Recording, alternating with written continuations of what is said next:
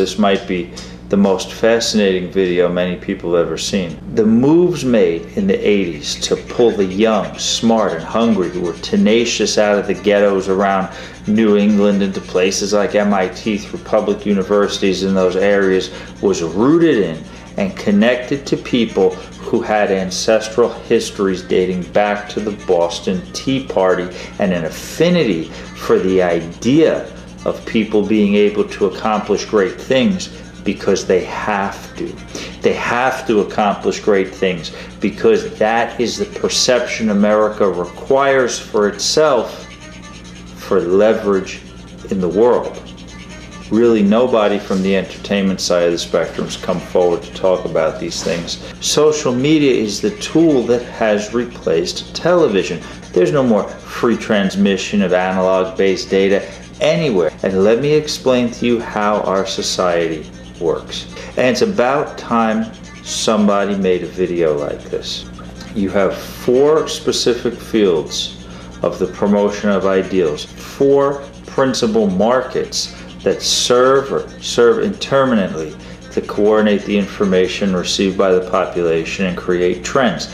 4 products and 4 cities to manufacture or control the manufacture of these products. Serve the purpose of creating trends in public thought to guide the popularity of investment in public bonds and other financial products. And I'm going to shy away from using that word too much more in this video because that is the trigger word for censoring the data output. There's a relaxation of the regulation of industries and an opening of the floodgates for corporations to spend taxpayer money.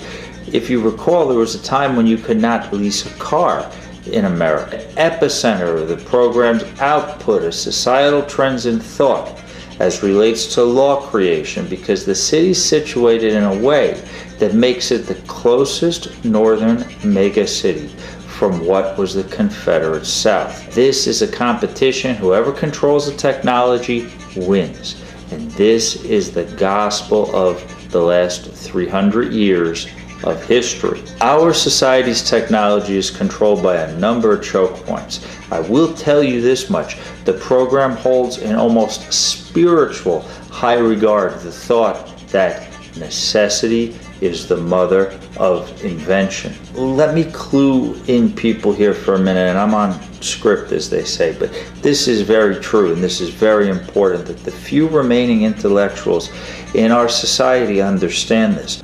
The talent vacuum within the program in the 80s that caused the program to seek fresh faces to fill those needs brought about talent that understood data processing like the backs of their hands.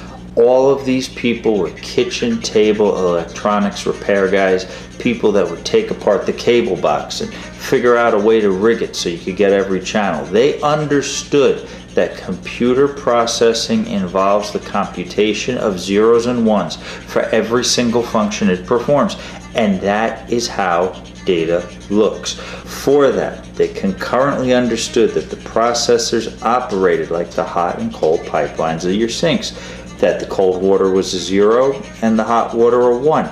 The more data you process, the hotter the processor becomes. So there needed to be a way to increase the speed at which data is processed and increase in vast amounts how much data you can process. In other words, the number of 0 and 1 computations that the processor can make in the time it takes those zeros and ones to travel through the hot and cold pipelines of the chip without the chemicals, usually silicone mixes transferred through the tiny little chip pipes, overheating. The kitchen table hirees into the program began to experiment with ways to increase data transfer without chemical overheating.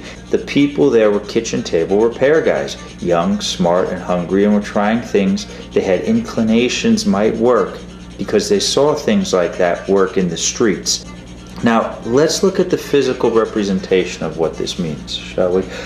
Water has magnetic properties, so you have propulsion of data mixed with actual power. The program at MIT developed tiny devices that could only be seen under nanoscopes and made from nanoscant matter that's invisible fully to the human eye, folks. A nanoparticle is 1/1,000,000th of a millimeter. So they built some musical instruments up there that are invisible to the human eye and transmit sounds like their full life-size counterparts that are operated using small lasers instead of human hands or even robotic arms. Now, here's the interesting thing. Well, I guess it's all rather fascinating, right? The thing I find so interesting is that if you use too much as a transmitter, the carbon it burns would theoretically propel your car at 10,000 miles per hour. Think about that.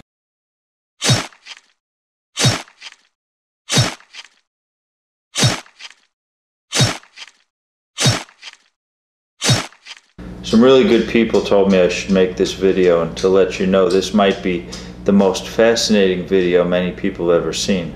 Let's see how long it stays up. There have been writers who have published books, great ex-military and former sports stars have discussed this stuff, but really nobody from the entertainment side of the spectrum has come forward to talk about these things, and I am for a number of reasons.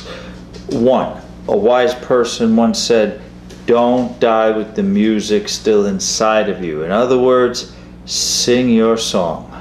Two, I'm an individualist because I understand fully, having been in the business that we'll discuss shortly, and we'll get more into that, but I'm an individualist because not only has collectivism taken over our society completely, but it's taken over our society so much that it's no longer an economically viable program, and we're dealing with uncontrollable overpopulation, making that program unmanageable. Three, the majority of people in our society are stuck in a bubble of collectivism, and despite the mania that we see on social media, I want you to remember, social media is the tool that has replaced television. TV is just the format we watch social media on now. There's no more free transmission of analog-based data anywhere unless you have another person with a device to receive your digital data sent out over an analog signal. But our society is about to go into a very dark period, and the only opportunity we have to correct this starts with you. It begins with you as an individual willing to break out of the bubble, and that starts with knowledge. Four, the final reason for this video is that the number of people in our society who are under the weight of collectivist thought is the majority of the population en masse. This presents a deadly burden in all ways, economically, morally, and emotionally, for the very few that are not trapped in the program. The burdens we have to bear, the things that will shape our society, we have to prepare to witness, because unless we ready ourselves for it, we will not be able to survive it. I, like all of you, have people I love and care for in this world, and it's about time somebody made a video like this. I've engaged with the private end of the entertainment business for most of my life, and let me explain to you how our society works. You have four specific fields of the promotion of ideals to achieve what is called dumbing down, and four principal markets that serve intermittently to coordinate the information received by the population and create trends. This took stride in the 80s, and it was always four, not three, because of a study commissioned in 1969. Four products and four cities to manufacture or control the manufacture of these products. You have New York, which was for years the economic choke point of the program and served the purpose of creating trends in public thought to guide the popularity of investment in public bonds and other financial products. Like the fourth final city I'm going to mention, New York's product is no longer centralized in its output. I mean money creation. New York, like Chicago had once been, is the back burner of the program's agenda. It's like a boxer without an opponent, but who has a tremendous following, because the masses still look to New York the world over as the birthplace of what's popular. Decisions are made in that city by program directors. It's still the banking capital of the program, as a whole. Then you have the second public trend creation city, Los Angeles. And LA is the hub of the media product of the program. It's where the product, movies, TV shows are always manufactured, and the product was always meant to create trends in thought, public perception. And I'm going to shy away from using that word perception too much more in this video, because that is the trigger word for censoring a data output. So let's just call that trends in thought, and that's what it's called in the industry, by the way. LA became a part of the program when the country really began to see the effects of the New Deal play out economically. It took our society into the late 60s to really become entrenched in the new money created through the New Deal. The New Deal was a relaxation of the regulation of industries and an opening of the floodgates for corporations to spend taxpayer money. If you recall, there was a time when you could not lease a car in America. The program is an outcropping of the collateral effects of the New Deal. And although LA's output was engaged in thought trend creation since the first studios went up, it was organic.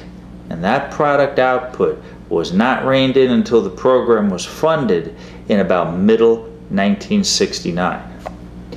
Then you have City 3, Chicago, and Chicago has been the epicenter of trends and thought for the program as relates to our political system. And this is important because this is how laws are created. They're created out of the think tanks that have been constructed in Chicago since the 1960s. If you're paying attention, you would have heard I mentioned a book that inspired the program that came out in 1969. And this is important to understand about Chicago. Chicago became the epicenter of the program's output of societal trends in thought as relates to law creation, because the city's situated in a way that makes it the closest northern mega city from what was the Confederate South. Illinois is the birthplace of Abraham Lincoln. Lincoln emancipated the slaves, was a lawyer, and race baiting, ancestral heritage baiting, religious belief baiting, sexual orientation baiting, which is a huge thing right now. All of these things are super important in how our laws are created, and Chicago has shaped our laws in the modern era and did so in the 60s organically, and led the program directors to fund sub-programs within based on the organic uprising of thought trends in Chicago right before the program took place. The foundation of the activities there, including the laws concerning medicine and its application through the creation of political trends, that's the product the program creates from within the hospitals and universities in Chicago. Those political trends shape the creation of laws, and importantly, laws concerning medicine and its applications in society. This is why I mentioned hospitals to you. Also, what you're seeing with Tiffany Henyard, or whatever her name is, this is an example on steroids of what happens to people who walk away from the program. And make no mistake about it, Henyard's behavior is criminal. But she went into business for herself and walked away from the program. And the reason the government is pursuing criminal impositions against her is because of how she did what she did, being a fantastic opportunity to strengthen federal legal authority. You see, when you walk away from your position in the program, you can create a fantastic opportunity to make the program stronger. This is what Henyard did. The fourth city of the program is Boston, and nearby is MIT. And that's super important historically. Like New York, Boston is a program city that output a program product, developments in technology, and that product, the output, no longer has a geographical hub restraint, but technology as a whole truly does have a restraint geographically. And the program is of the mindset that this is a competition. Whoever controls the technology wins. And this is the gospel of the last 300 years of history. Our society's technology is controlled by a number of choke points and also by a number of big shots. And believe me, guys like Bill Gates and Steve Jobs are actors for the people who really run this part of the program back in Boston. You see, the modern day program is an outcropping of the societies of intellectuals and their programs that form the creation of our society. And Boston is very important in that regard. This is where history merges with power. Massachusetts is a beta testing ground for technology output of the program, and without digressing too much into theoretical thought speak, I will tell you this much. The program holds in almost spiritual high regard the thought that necessity is the mother of invention. The moves made in the 80s to pull the young, smart, and hungry who were tenacious out of the ghettos around New England into places like MIT through public universities in those areas was rooted in and connected to people who had ancestral histories dating back to the Boston Tea Party and an affinity for the idea of people being able to accomplish great things because they have to. They have to accomplish great things because that is the perception America requires for itself for leverage in the world. Boston's only still a hub city like New York is because some truly powerful people can make decisions for when to pull the plug on that part of the program's product output. If you recall the movie Good Will Hunting, that was based on an actual person within the program, and the film was funded for distribution as a way to guide public thought trends about corporations and their programs ancillary to it.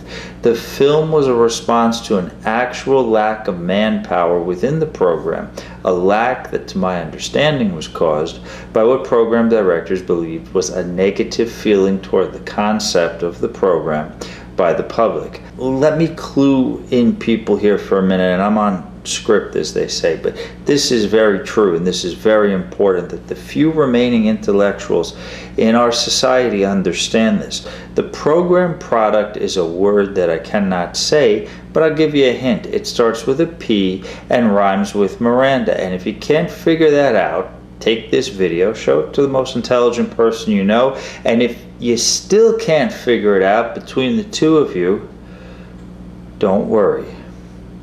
Everything will be just fine. I want to proffer that the product is nothing like commoners believe or portray it to be. Number one, it's regulated, and the people within the regulation end of it are good, God-fearing people, and if you sit down with them, they'll tell you, just like I'm telling you, that there's good product for good purposes and bad product for unlawful purposes. The program on a whole is rooted in the creation of products that benefit our society, and unfortunately, as in any group, there are bad eggs, and those are the people who make products that tarnish the concept and ideas behind the program. And for that, the program's overwhelmed right now and needs to be repaired. It's broken.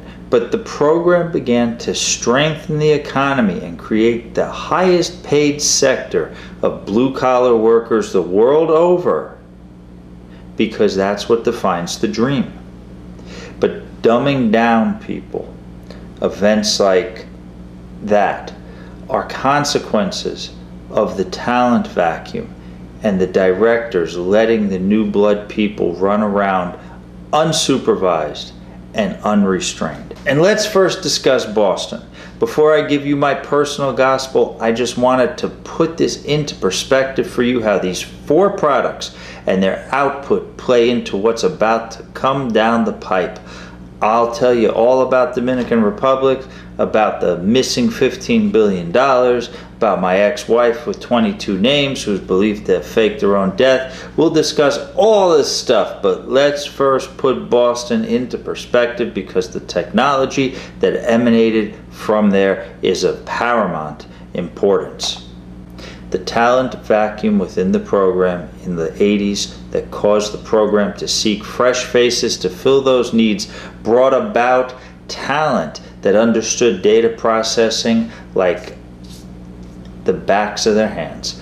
All of these people were kitchen table electronics repair guys, people that would take apart the cable box and figure out a way to rig it so you could get every channel. They understood that computer processing involves the computation of zeros and ones for every single function it performs, and that is how data looks. For that, they concurrently understood that the processors operated like the hot and cold pipelines of your sinks, that the cold water was a 0 and the hot water a 1. The more data you process, the hotter the processor becomes. So there needed to be a way to increase the speed at which data is processed and increase in vast amounts how much data you can process. In other words, the number of 0 and 1 computations that the processor can make in the time it takes those zeros and ones to travel through the hot and cold pipelines of the chip without the chemicals, usually silicone mixes transferred through the tiny little chip pipes, overheating. Have you ever seen a car sensor fail?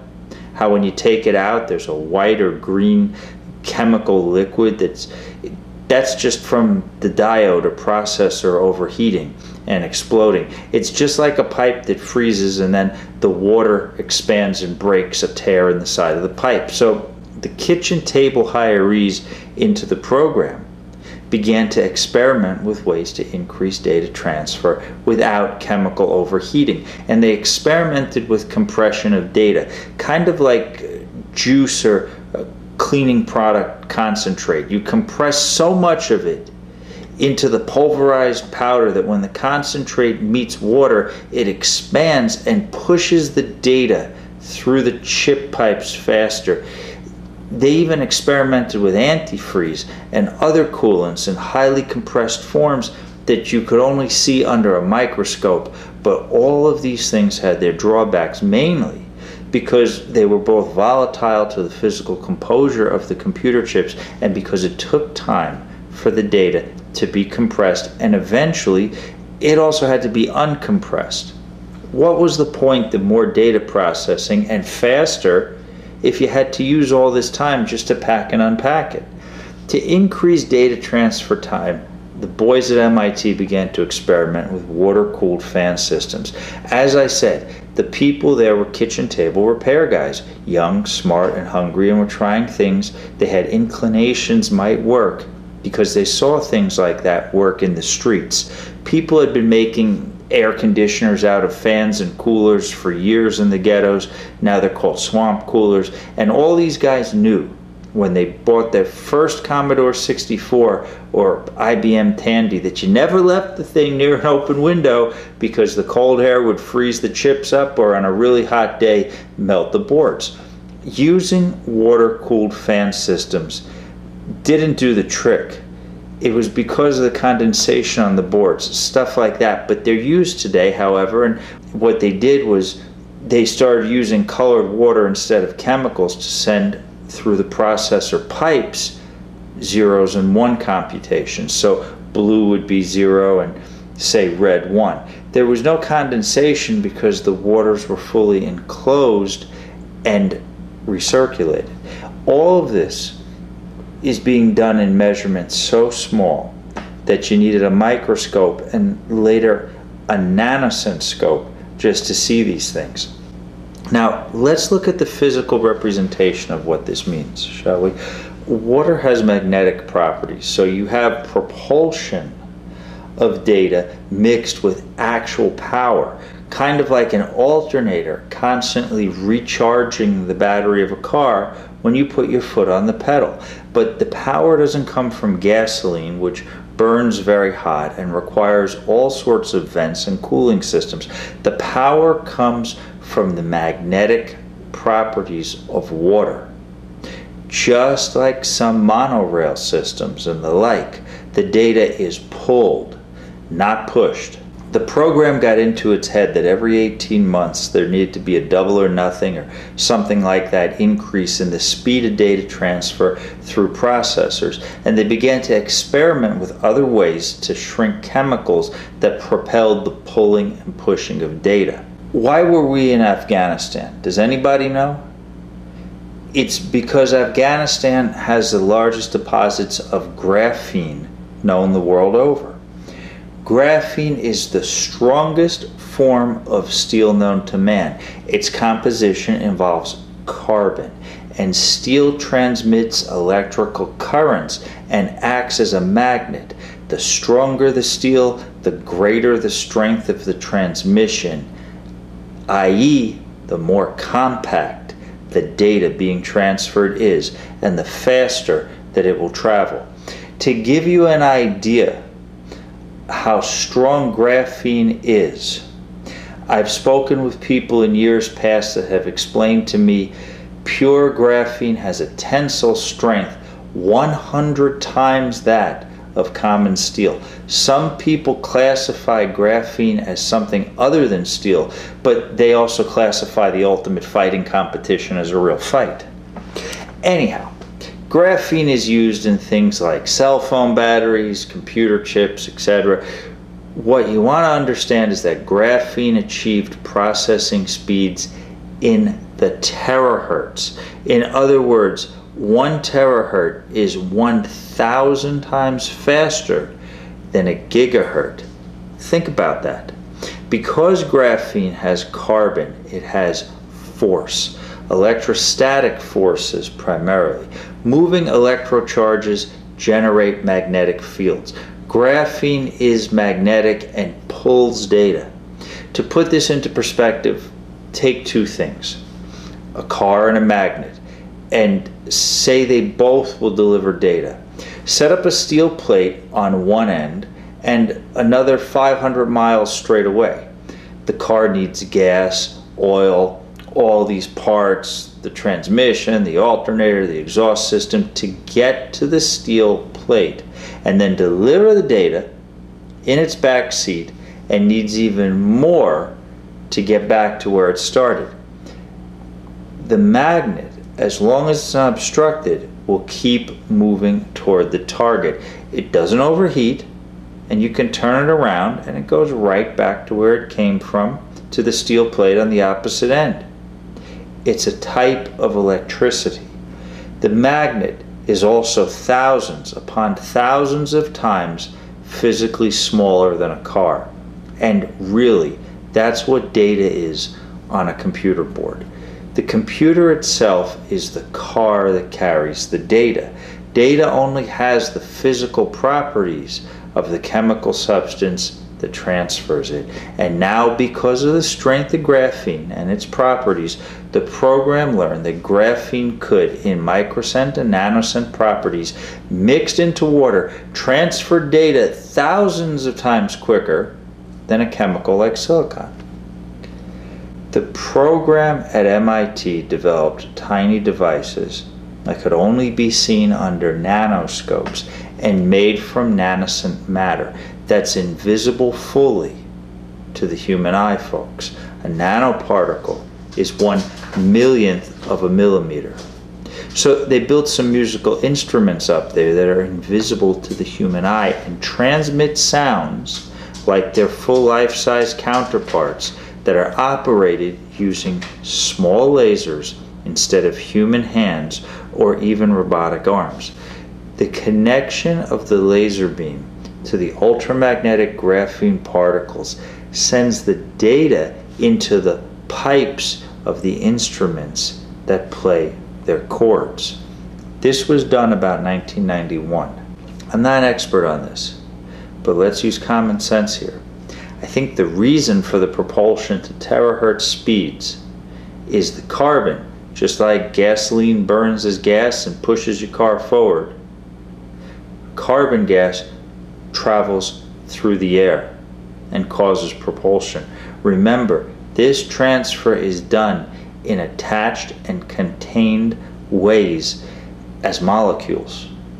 Better yet, because of the size of these products, and believe me, this is Boston's big product. You don't need a means of transport except for magnetism. If you've ever seen chemtrails from an airplane, what you'd want to understand is those chemtrails are magnetic particles, and they allow for products made from graphene in nanoscent sizes to travel around the world by the distance of the chemtrails. Now, here's the interesting thing. Well, I guess it's all rather fascinating, right? The thing I find so interesting is that if you use too much graphene as a transmitter, the carbon it burns would theoretically propel your car at 10,000 miles per hour. Think about that. Really, think about that. Why is graphene used in cell phones and computers? Well, I tell my daughter this and it would blow her mind.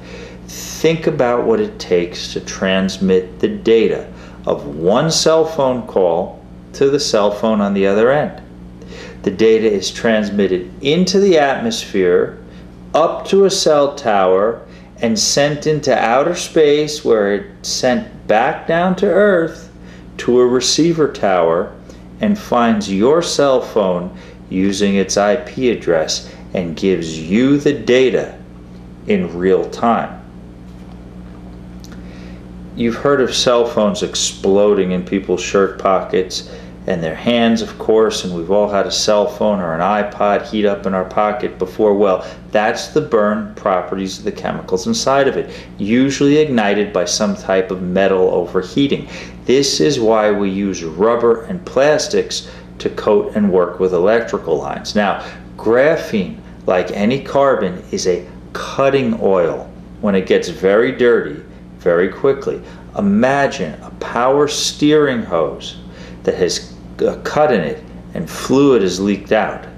It's because the chemical power steering fluid has become so dirty that it develops matter that forms with a sharp side and slices through the rubber hose.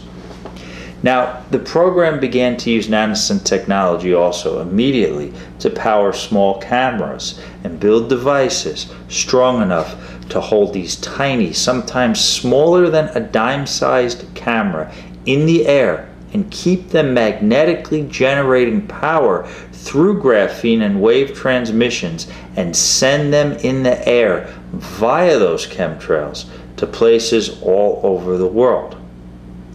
I'm not of any bad moral opinion about this. Just remember, when our society went into Afghanistan, another society was in there first for the same exact reason. Now, I have no first-hand knowledge of what I'm about to say, but keep this in mind.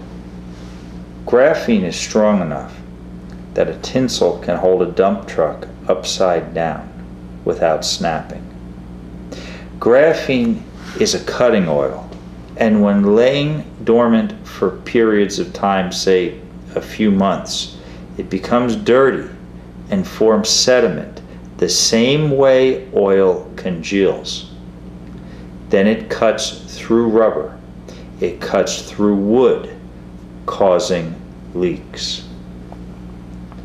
Graphene is used in those things we put into our pipes that are supposed to keep us healthy but really make us sick. You know what I'm saying. That's reality. Now, when you put a cell phone next to your ear, it's usually attempting to pull the graphene toward your... If you've ever wondered why the people who put this in their bodies begin for no reason to act so crazy, it's because they're sending this stuff. There is a real true need now to control an out-of-control society. The intelligent people can't deny that, and the cause for the uncontrollable nature of most people in our society is not important, because we can't rewrite history. We can't turn the clock back and take all the drugs and exposures they've received back out of their bodies and minds, and telling them to put things into their bodies against their free will is wrong. In reality, the program has diluted in many ways into no program at all. Just to give you an idea, the territory I participated in had around a dozen people in my area, and when I went back there a few years ago, it was just one. Now, I'm going to sing my song. Everything that is done by the program is masked in the veils of charitable and philanthropic work because it uses public money. When I first went to the Dominican Republic, I went straight into population.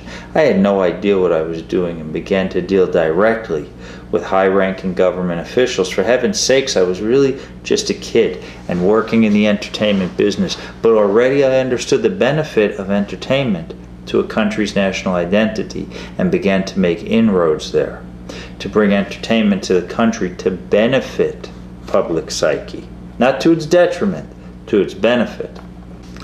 A few years into my time spent there, I began to install internet nodes in the regions along the Haitian border for a Dutch company that never paid me for my services.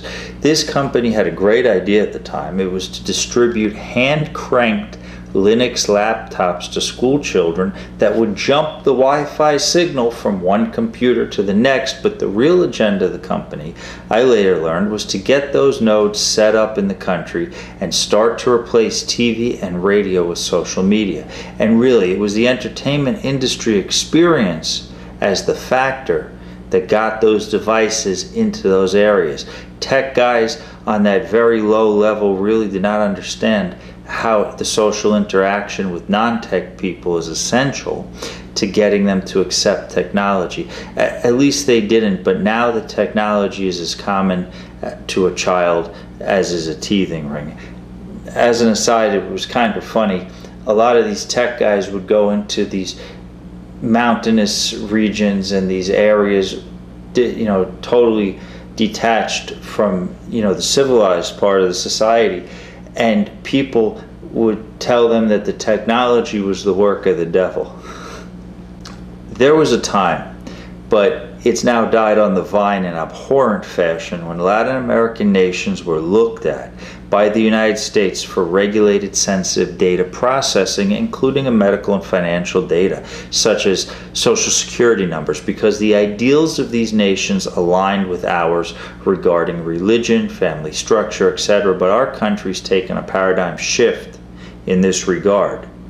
And truly, those ideals were a product, but their impact on the perception of the country and the world is worthwhile noting. However, all the planes we have in the air, the cars on the road, the satellites in the air, the computers, all of these inventions were delivered by a vast array of people. The quote-unquote American dream was not a deciding factor in the lives of the people who created it as a product.